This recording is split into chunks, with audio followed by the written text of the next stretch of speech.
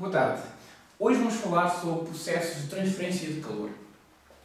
Para falar um bocadinho sobre essa temática, vamos primeiro perceber qual é a diferença entre calor e temperatura e o que é exatamente calor e temperatura.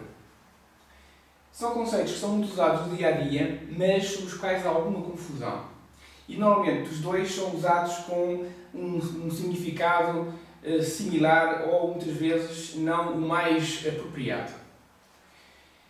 Temperatura é uma quantidade intensiva, mede, se quisermos, o estado energético de um dado corpo. Temperatura pode ser medida em graus centígrados ou em Kelvin. A diferença é que o Kelvin tem um valor mínimo que é o zero absoluto, abaixo do qual é impossível termos o corpo, e a relação entre grau centígrado e Kelvin é simplesmente uma constante de 263,15. Portanto, 0 graus centígrados corresponde a 273,15 Kelvin. O calor é uma quantidade extensiva, ou seja, é uma quantidade que mede a energia que é transferida de um corpo para o outro corpo. Pode ser medida em joules ou em calorias. A relação entre joule e caloria é dada por esta relação, ou seja, uma caloria é igual a 4,16 joules. Também há uma unidade que é muito usada, sobretudo para verificar o estado energético dos alimentos, que é a quilocaloria. Tipicamente, uma pessoa necessita de cerca de 2.000 quilocalorias por dia para satisfazer as suas necessidades energéticas. No entanto, na física, o joule é uma unidade mais usada. Depois temos o fluxo de calor, ou fluxo calórico, que é a quantidade de calor que passa por unidade de tempo, ou seja, ΔQ é ΔT. Pode ser medido, chamamos que é minúsculo, pode ser medido em joule por segundo, ou seja, watt, que é a unidade usada pela física para medir quantidade de calor ou de energia que está a ser transferida ou está a ser aplicada por unidade de tempo, ou em calorias por segundo. Vamos então ver só mais uma analogia entre os circuitos elétricos e a condução de calor para perceber melhor o significado destas grandezas numa situação concreta. A melhor forma de perceber a condução de calor é fazer uma analogia com circuitos elétricos, em que a temperatura tem um equivalente para o potencial, ou a tensão,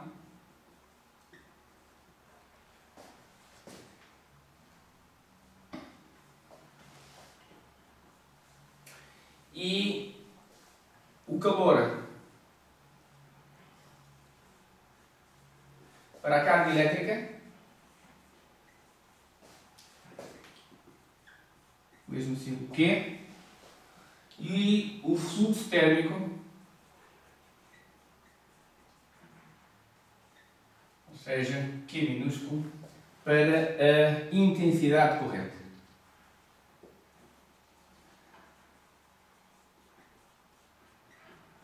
Ok?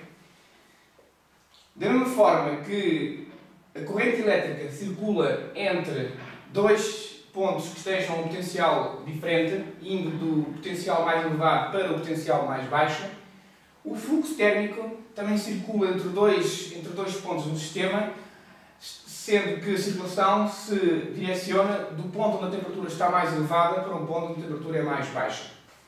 Por analogia, nos circuitos elétricos temos a lei de Ohm, ou seja, diz que a quantidade de corrente que passa no circuito é igual à diferença de potencial a dividir pela resistência elétrica que existe entre dois pontos do circuito. Da mesma forma, num sistema onde haja condução de calor, o fluxo térmico é igual à diferença de temperatura entre dois pontos a dividir pela resistência térmica. Vou designar RT. E o que é esta resistência térmica? A resistência térmica, no fundo, mede a dificuldade que tem o calor em se propagar num corpo. E como é que um calor se propaga?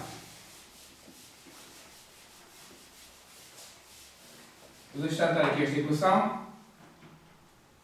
Um calor propaga-se de essencialmente três maneiras: por condução, convecção ou radiação. Vamos começar pela condução.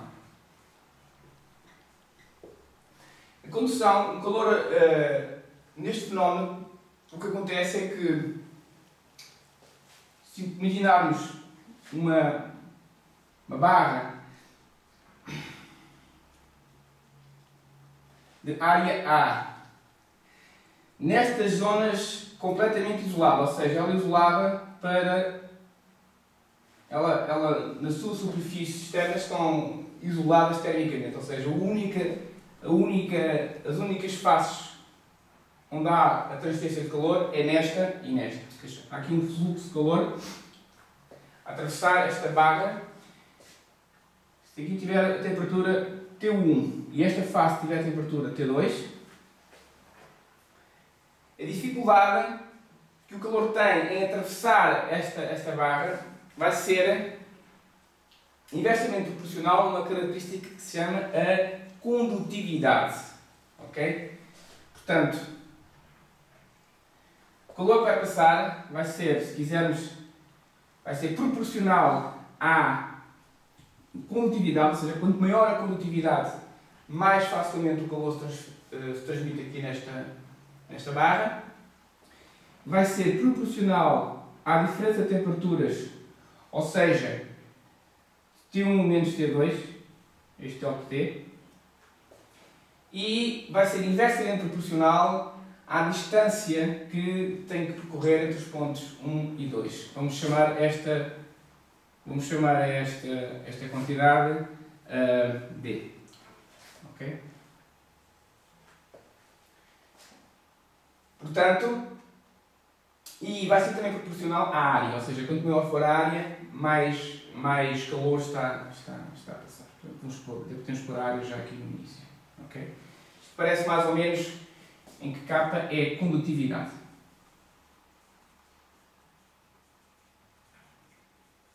A condutividade térmica. Ok? Portanto, neste formato desta equação, vemos que a resistência térmica é simplesmente igual ao inverso desta quantidade, porque isto aqui está a dividir. Portanto, a resistência térmica é simplesmente igual ao B sobre AK. Ok? Quanto melhor for um condutor, maior a sua condutividade térmica. O isolante tem uma condutividade térmica muito mais baixa. E esta é a expressão que se utiliza para a condutividade. No caso da condução por convecção,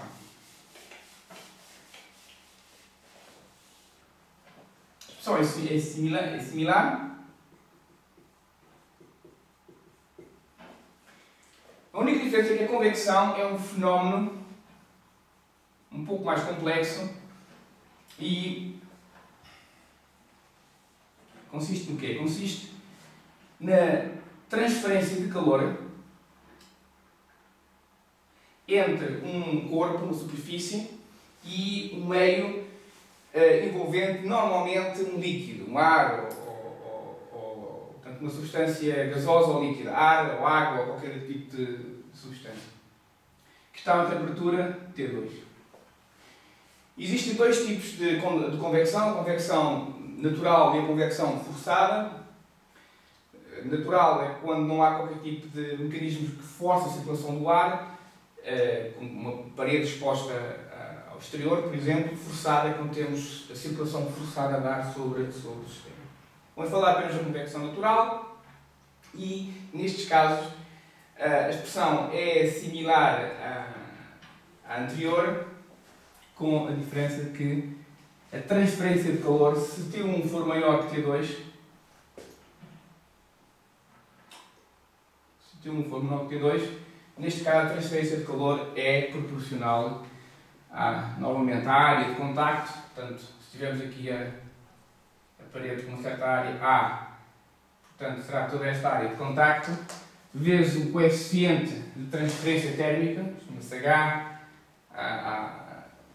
portanto designa a quantidade, a facilidade com que o calor passa para o meio, vezes ΔT.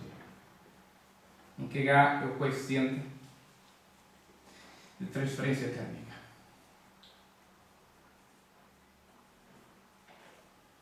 Ok? Mais uma vez, este resultado vem em watt, ou seja, joule por segundo, ou então em quilocalorias ou calorias por hora ou por segundo, como se quer.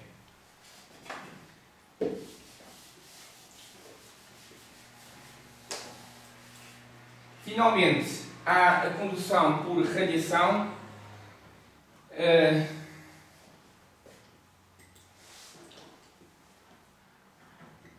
Nesse caso, a expressão que é usada é algo diferente das anteriores. É um processo que ocorre, por exemplo, nos dias frios em que vocês estão sentados junto à lareira, em que aparentemente recebem calor da lareira, mas no entanto, se a sala estiver fria, sentem as costas frias. Quer dizer que o calor que está a chegar até vós não é transferido pelo ar, mas sim transferido através da radiação emitida por aquela fonte quente. Ok? Isto também acontece nos dias de inverno, onde está um sol intenso, o ar está frio e vocês sentem calor devido à radiação emitida pelo sol. Nestes casos, a potência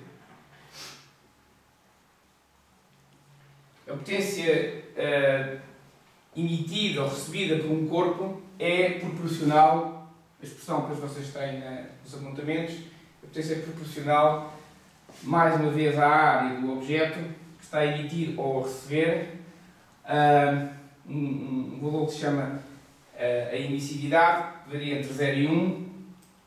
Há aqui uma constante, vamos pôr aqui a sigma, e é proporcional à potência à quarta, ou seja, T à quarta potência. Em que T é expresso, muito cuidado, o T é expresso em kelvins. Não pode ser em graus centígrados, senão as constantes são diferentes. Em Kelvin.